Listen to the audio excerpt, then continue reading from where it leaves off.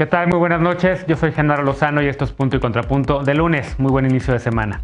La atención del mundo sigue puesta en Estados Unidos, donde la mayoría demócrata en la Cámara de Representantes busca someter a Donald Trump a juicio político y quitarlo de la presidencia tan solo 9 días de que termine oficialmente su administración.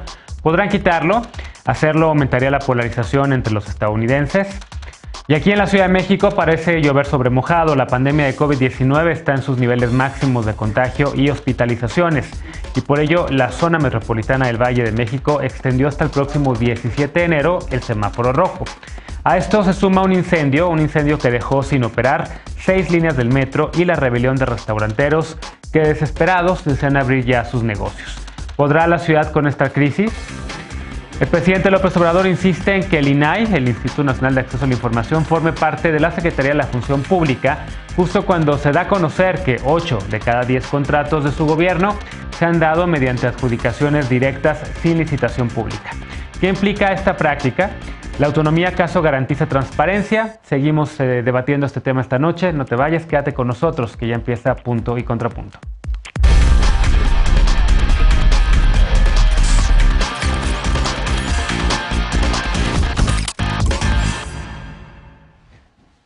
Sin redes sociales y sin reconocer plenamente su derrota, Donald Trump acaba en la soledad política, la que sin duda será la gestión la más oscura para Estados Unidos. No solamente han renunciado algunos miembros de su gabinete, sino que al menos un par de legisladores republicanos ya pidieron su renuncia.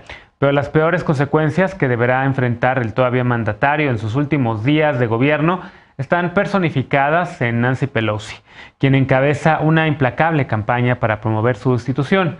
Ella es la presidenta de la Cámara de Representantes, la Speaker of the House. Veamos el contexto. Este lunes, Nancy Pelosi pidió formalmente al vicepresidente Mike Pence que se invoque la 25ª enmienda constitucional para destituir a Donald Trump. Pelosi dio 24 horas a Pence para responder. Los legisladores demócratas dijeron que si no se inicia el proceso contra Trump, iniciarán un proceso para destituirlo por incitación a la insurrección. Con sus cuentas de redes sociales canceladas, Trump enfrenta los últimos 10 días de su gobierno con más del 56% de los estadounidenses a favor de su salida.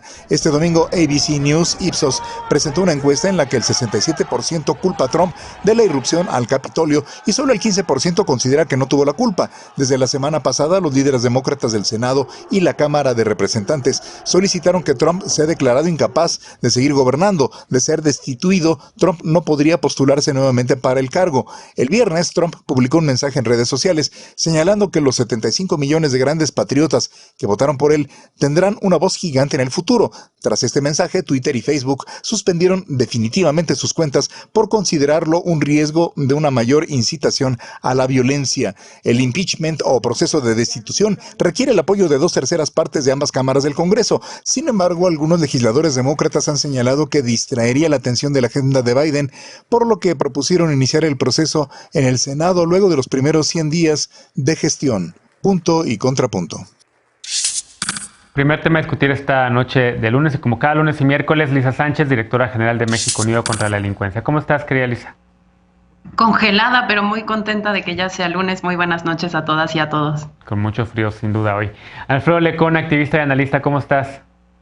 Muy bien, querido Genaro. Buenas noches a todas y todos. Buenas noches. Eder Guevara, fundador de Morena y antropólogo, ¿cómo estás? Querido Genaro, buenas noches. Muy bien, gracias.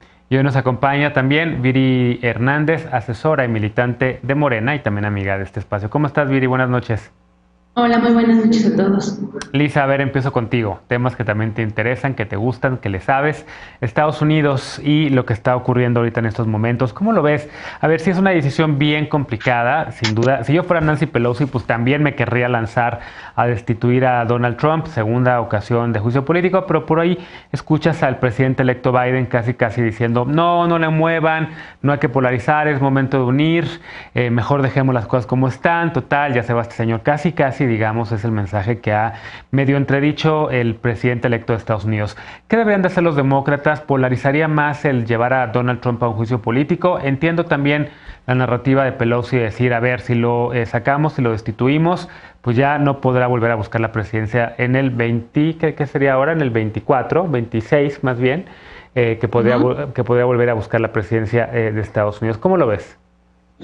Pues yo creo que justamente el entuerto está ahí en eso, ¿no? Por una parte, un presidente electo que está a punto de tomar posesión y que lo que menos quiere, porque ya salieron incluso noticias o filtraciones de que el FBI está investigando la posibilidad de disrupciones similares o riots similares en los 50 capitolios de Estados Unidos más DC, precisamente para el día en que tome posesión Joe Biden, y la posibilidad de la bancada demócrata de truncar definitivamente las posibilidades de que Donald Trump busque volver a competir por la candidatura republicana en las próximas elecciones y volver realmente al poder con una sociedad incluso todavía más polarizada o con algunas demandas incluso más estridentes de las que nos recetó en su carrera como candidato y durante los 4 años de su presidencia.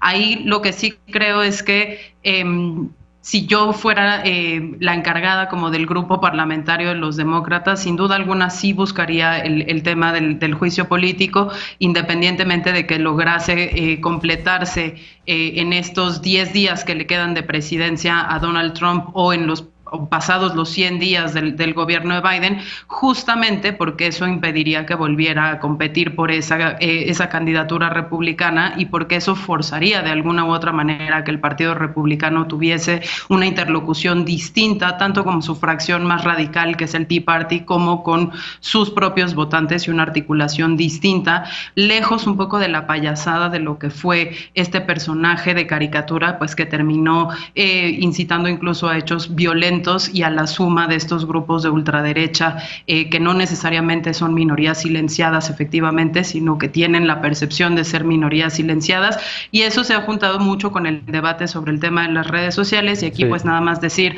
hay 2 cosas que he leído en estos días que me han parecido interesantes. Una son los cambios de opinión dentro de los votantes de Donald Trump, que en un estudio que hacían en distintos focus groups del país es la primera vez que ven a los apoyadores o a los Trump supporters dividirse en tribus distintas, donde el factor de desunión es precisamente la responsabilidad del presidente en los hechos violentos de los últimos días, lo cual complica la posibilidad de volverlos un grupo unificado, movilizable de la misma manera que los ha movilizado Trump durante todos estos años. Y por el otro lado, ya se me olvidó, así que vayamos con alguno de los colegas. ¿Cómo lo ves, querido Eder? Hay una decisión importante que tomar en Estados Unidos. También hay ya republicanos que han dicho que ya quieren que se vaya Trump, entre ellos una senadora republicana por Alaska, Murkowski, me parece que es apellida. Sin duda es una decisión que podría trascender, digamos, no solamente los próximos 9 días que le quedan a esta presidencia, porque se va el 20 de enero, sino el resto del inicio de la administración de Biden. Sí, yo primero creo que un poquito conectando con lo que dice Lisa, yo no creo que Trump tenga la capacidad o haya tenido en algún momento la capacidad de mover a los 75 millones de votantes que tiene, pero sí de mover a un par de millones que ya generan un movimiento social que debería preocupar porque tiene una posición de ultraderecha. En ese sentido, el reto, la pregunta aquí es cómo tratar al ciudadano Donald Trump, expresidente, que no reconoce la derrota electoral, pero sí reconoce esa cantidad de votos que tuvo. 75 millones son muchísimos votos para alguien como él, y que además es un gran agitador, y que entre más motivos le den, más se va a victimizar para seguir movilizando a ese sector radicalizado que se siente identificado con él. Entonces, ese es el gran reto, porque además el discurso de Estados Unidos es que es un país de libertades y de libre comercio, y él es un empresario pues bastante poderoso en Estados Unidos, supongo que ahora más, tras su salida, y de repente me lo imagino incidiendo en otros tipos de medios de comunicación, en otras redes sociales, generando agitación, movilización, incluso organización política. Entonces, aquí a mí lo que me da mucha curiosidad es cómo van a tratar a este personaje una vez que salga. Yo creo que por ahora ya no sería buena idea empezar el proceso del impeachment, dejar que termine su mandato, que se vaya, ya no hacerle más ruido a él, visibilizar más el tema de la transición y todos los integrantes del gabinete de Biden, no sé, o sea, yo pensando como en el asunto de que se está polarizando muchísimo en un conflicto social, Claro. que solamente es el reflejo de una crisis muy profunda que está viviendo el mundo y Estados Unidos en particular. Entonces, yo creo que aquí el tema va a ser ese, ¿qué tratamiento le van a dar ahora al expresidente Donald Trump? Porque si no lo manejan bien, él es capaz de generar una organización que no sea Sí. partidista y que los esté cuestionando a cada rato las decisiones de Biden y capitalizando los errores de Biden que cometa como presidente. Bien. Entonces, ahí hay un riesgo fuerte. Lecona, ¿cómo lo ves? A ti veía yo en redes sociales que te había llamado la atención el tema de lo que hizo Twitter, de que decidió suspender oficialmente ya y más bien permanentemente la cuenta del presidente Trump. A muchas personas que están en temas de derechos digitales también arquearon las cejas y también se manifestaron preocupadas y preocupados. ¿Cómo lo ves? ¿Es un tema que ven, o sea, lo están censurando? ¿Hicieron bien? ¿Hicieron mal? Yo creo que de qué censura es censura. Lo que hay que preguntarnos es una censura positiva o una censura perjudicial, y los alcances de la censura que está haciendo unilateralmente las plataformas digitales tienen para la vida democrática. Libertad de expresión no es Twitter, no es Facebook nada más. Yo personalmente todavía no tengo una postura. Creo que sí me he dedicado como tú, como muchos a leer, a cuestionar y a ver qué es lo que está pasando de fondo y qué es lo que va a derivar de lo que ha sucedido en Estados Unidos, que por supuesto va a tener consecuencias en la vida digital.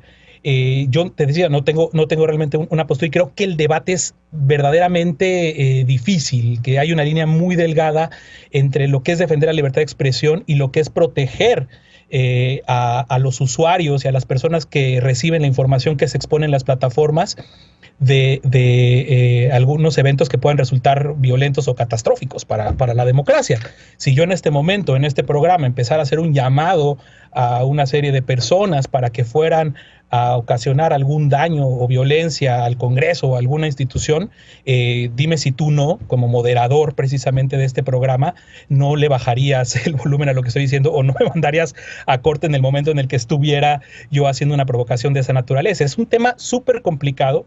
Y yo recomendaría mucho leer un hilo que retuitearé en este momento del director de la Red en Defensa de los Derechos Digitales, que nos dice de entrada, a ver, el statu quo, Luis Fernando García es el director de la red, @Tumbolian. El statu quo de toda plataforma en Internet hoy por hoy es que las plataformas no son responsables por las expresiones de sus usuarios, que bueno, y que no son responsables por la remoción de contenidos que puedan estar en sus plataformas. De hecho, esto en el TEMEC, nos dice Luis Fernando, lo importamos en una de sus partes, o sea, para darnos cuenta también de que estos parámetros y estas reglas que se van construyendo o no, sí, en torno a las plataformas y el derecho a la libertad de expresión, al derecho a la información, también están en distintos ordenamientos y ni cuenta nos damos, ¿no? Que están ahí. Entonces, pues creo que es un debate súper interesante. Yo, insisto, no tengo una postura, y de todo en general de lo que ha pasado en Estados Unidos me quedo con lo que dijo un tal Genaro Lozano en una entrevista que le hicimos la semana pasada para nuestro podcast, Paulina Echeverría y yo. Las democracias siempre están en construcción y creo que vamos a aprender mucho de lo que hemos visto en los últimos días en Estados Unidos, y yo soy de la idea de lo que han dicho, de lo que se ha dicho también acá. Yo ya no le movería nada con Trump, ya dijo que él no va, que ya no provocaría al animal herido, pues. Sí. Viri, ¿cómo lo ves tú? Evidentemente hay mucha gente que también está pensando en las redes sociales y Trump, pero es un momento inédito para la democracia en Estados Unidos.